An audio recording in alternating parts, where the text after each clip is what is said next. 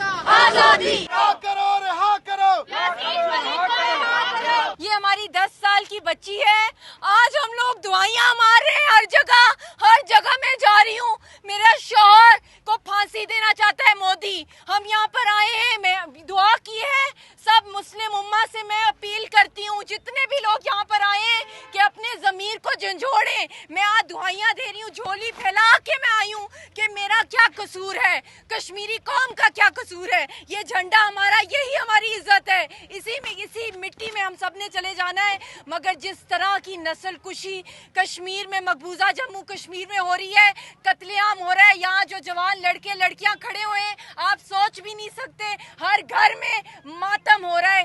एक दिन भी नहीं है जब कश्मीरी औरत, कश्मीरी माँ, कश्मीरी बेटी, कश्मीरी बीवी तड़प ना रही हो। हर घर में कोई बेवा है, कोई रेप विक्टिम है, इज्जतें लूटी जा रही हैं।